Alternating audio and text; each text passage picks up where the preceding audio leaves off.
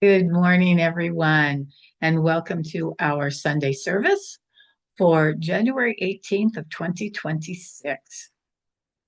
Today, I am going to begin a year-long study and talk into a book by H. Emily Cady, Lessons in Truth. And this was a book that Charles Fillmore used to call Unity's Bible because it's everything that unity is founded on. So today we are going to start with chapter 1, Bondage or Liberty, which.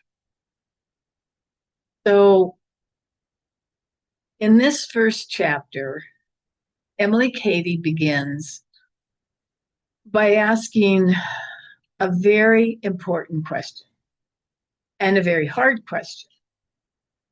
Some of us are caught in anger, resentment, fear, uncertainty, and so many other emotions that we feel trapped in so many different ways. And yet there is a way out of all of that if we are willing to give up attachments to what is around us and go within to find the source of all our good that lays within our own being. In this first chapter of the book, Lessons in Truth, Emily Cady asks us to set aside all of our former beliefs, theories, ideas of how life is and how things happen. She uses Jesus's analogy of putting new wine into old wineskins. And she asks us to be open like a child, to be able to view life from an entirely new perspective of how life works in this universe and on our planet. Spiritual freedom is something that we have inside of us. It's not something that we have to earn or to be given from us to us from some outside source.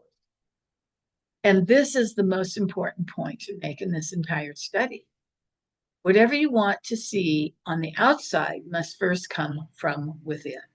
And Charles Fillmore once wrote, if you would have peace and harmony in our environment, we must first establish it within ourselves. So true liberation from what's happening in our world does not come by changing circumstances. It comes from transforming our consciousness, which then transforms and changes circumstances. She states that every person believes at some point that they are in bondage. Physical limitations, financial limitations, marital limitations, material conditions, and to extent forces that are outside of our so-called control, external forces, that we continue to tell ourselves that if it weren't for this or that, we would have better lives.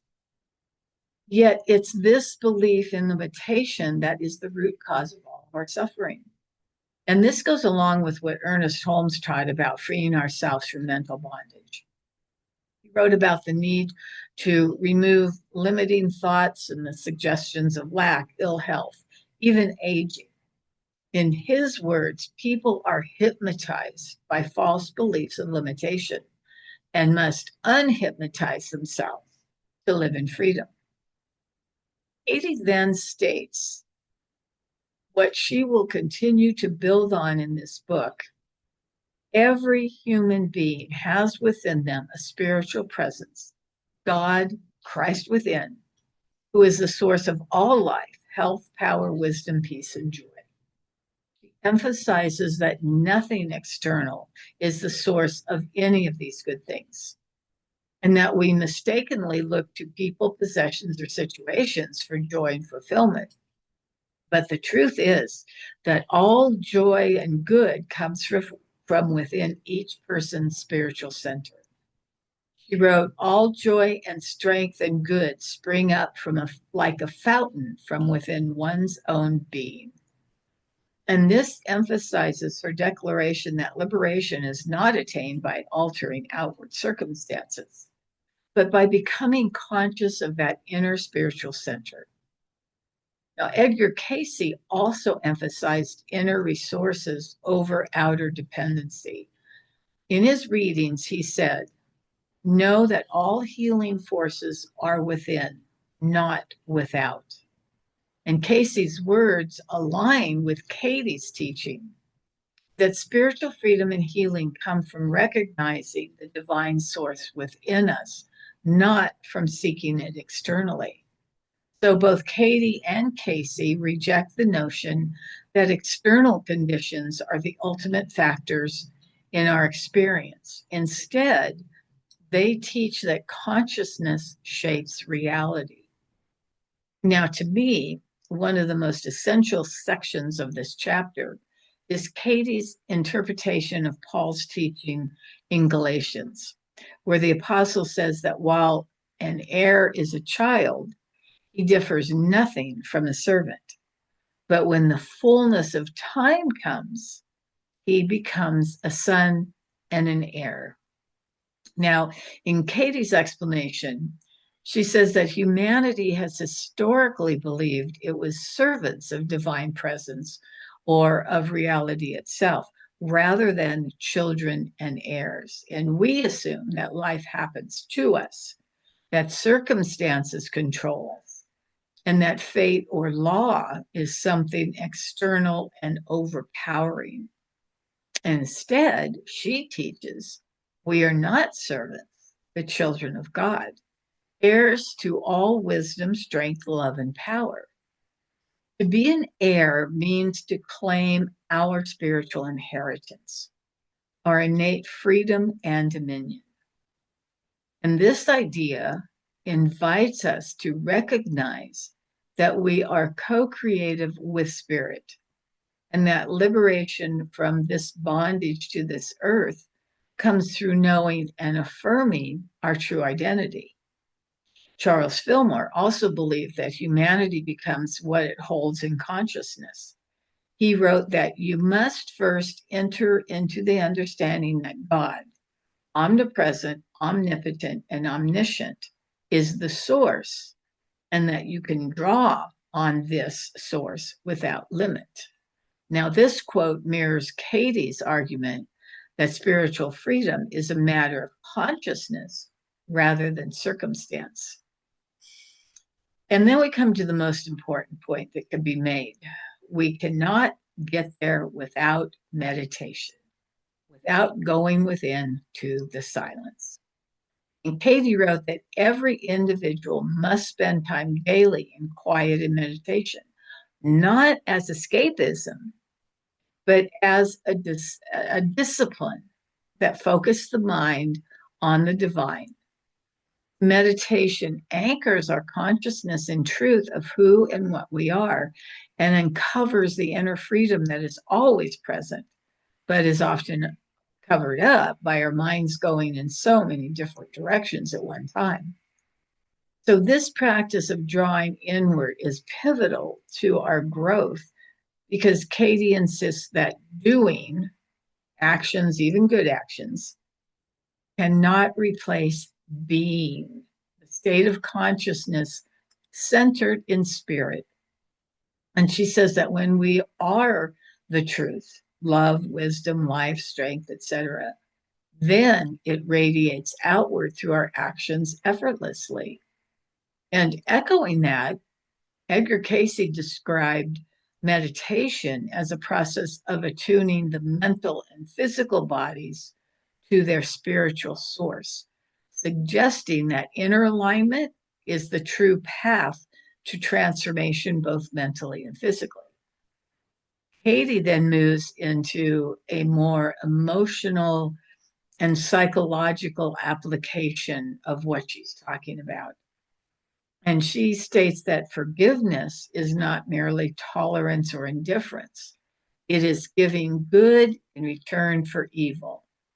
And this principle parallels her earlier claim that limitations and suffering are beliefs about reality, not the truth of reality itself. Katie asserts that unforgiveness itself is a form of bondage. It's a type of bondage to a person, a place, a thing, an event that stops your freedom in so many ways because it's a refusal to release the inner perception that we hold that creates suffering rather than freedom. And this insight aligns with themes in all holistic spiritual teachings that liberation from internal conflict and emotional entanglement is necessary before we can experience true freedom. And don't get me wrong, it is easy to say, and in many times not easy to do, but it can be done. And this brings us to one of the most radical claims that she makes, that God is present in every situation. And properly understood, there are no second causes. What this means is that nothing outside of divine law operates apart from the divine will. All situations, whether we like them or not, are expressions of divine law when rightly perceived. Casey gives the example of Joseph, who said to his brothers, "You meant evil against me, but God meant it for good." And she uses this to illustrate that when we recognize God in all situations, all circumstances, even adversity becomes an opportunity for good. And this teaching has far reaching implications.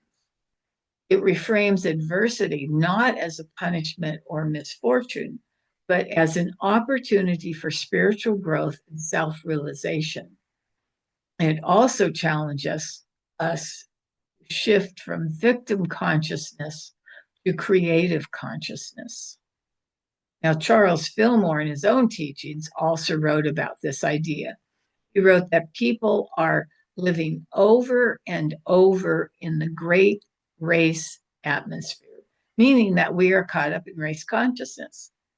But they must free themselves from what the world thinks in order to realize spiritual identity and freedom.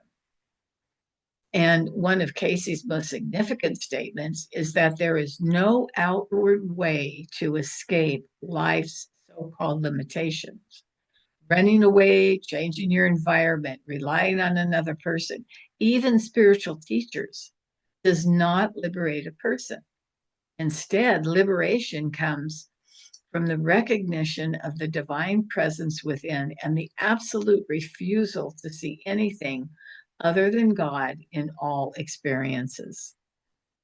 She says that the words, "God is my defense and deliverance," held in silence until they become part of our consciousness, will deliver anyone from the influences of the world. And Ernest Holmes spoke of this same idea when he urged people to clear out of consciousness every thought of lack and limitation, recognizing that spirit is perfect, complete, free, and unbound within the individual. This clarity of consciousness, Holmes insisted, is what sets a person free from internal bondage to false beliefs about limitation and lack of any sort.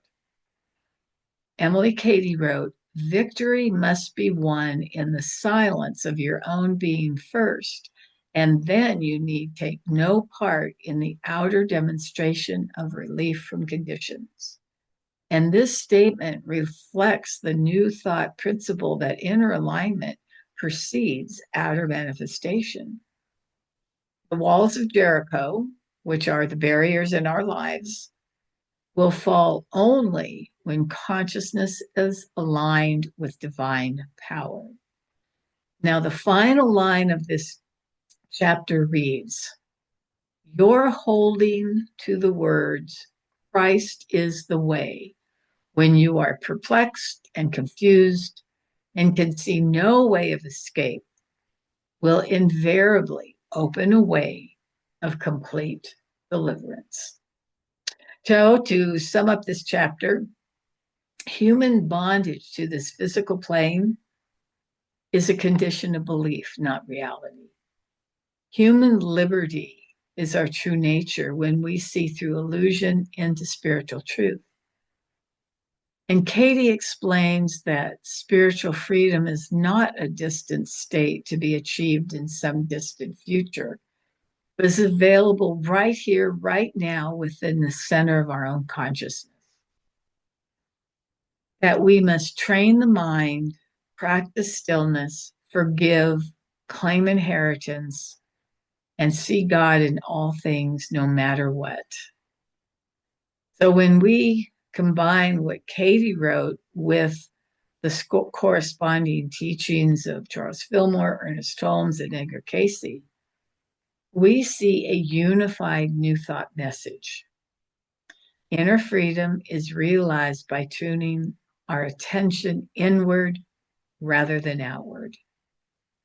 Our limiting beliefs must be released for spirit to be recognized and expressed, and healing and spiritual alignment come through inner attunement and alignment. So this is the first lesson from Emily Cady, and she invites us to transform our consciousness.